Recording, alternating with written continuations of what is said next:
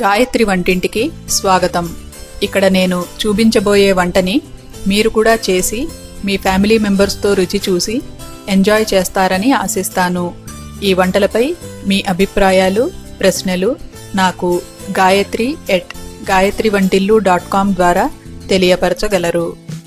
ఈరోజు గాయత్రి వంటింట్లో అరటికాయ పులుసు బెల్లం కూర తయారు చేయడం నేర్చుకుందాం. దీనికి కావలసిన పదార్థాలు: అరటికాయలు 2 420 గ్రాములు, కరివేపాకు కొద్దిగా, శనగపప్పు 2 టీ స్పూన్లు, మినప్పప్పు 1.5 టీ స్పూన్లు, ఆవాలు 1 టీ స్పూను, జీలకర్ర 1 టీ స్పూను, మెంతులు 4 గింజలు, పసుపు పావు టీ స్పూను, ఉప్పు రుచికి తగినంత, కారం 2.5 టీ స్పూన్లు, నూనె 7 టీ స్పూన్లు, చిన్న ఉసిరికాయంత చింతపండు, తరిగిన బెల్లం 2 టేబుల్ స్పూన్లు. ఇప్పుడు ప్రిపరేషన్స్ని చూద్దాం. ఒక బౌల్లో నీళ్లు తీసుకుని దాంట్లో కొద్దిగా ఉప్పు వేసి కలపండి.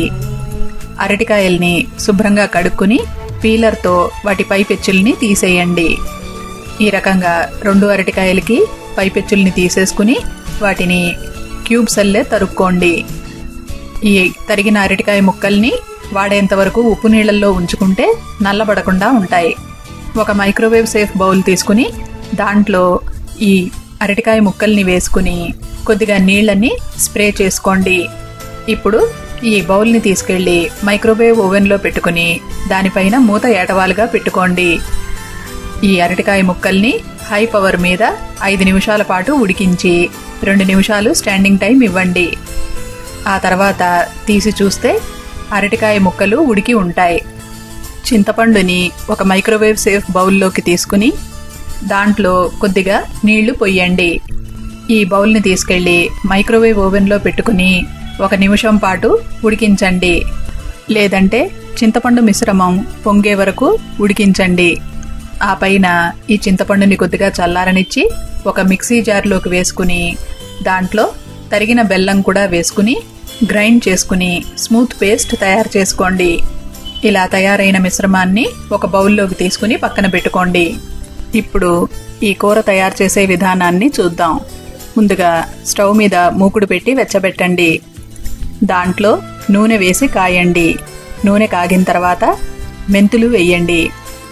ఆ పైన శనగపప్పు, మినప్పప్పు వేసి కలుపుకుంటూ వేయించుకోండి.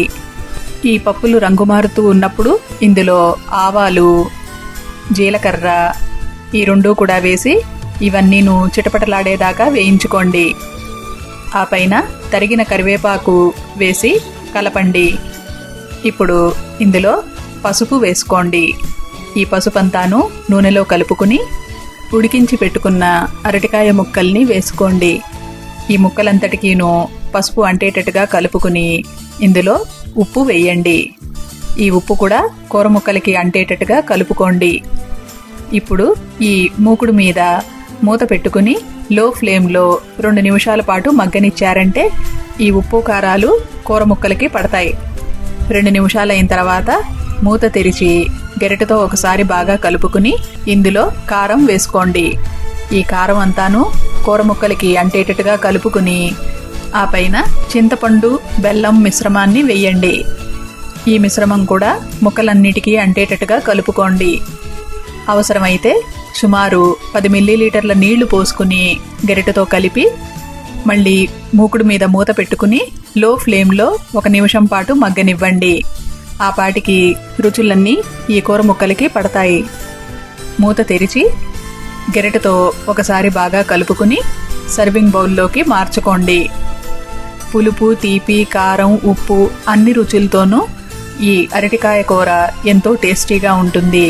వేడివేడి అన్నంలో కలుపుకుని తింటున్నప్పుడు ఆ ఆనందమే వేరు.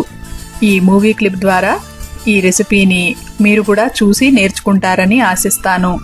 ఈ రెసిపీకి సంబంధించిన డీటెయిల్డ్ డిస్క్రిప్షన్, టిప్స్ మీరు నా వెబ్సైట్లో చూడగలరు. ఇలాంటి మరెన్నో వంటలని మీరు నా వెబ్సైట్ gayatrivantillu.comలో చూడగలరు.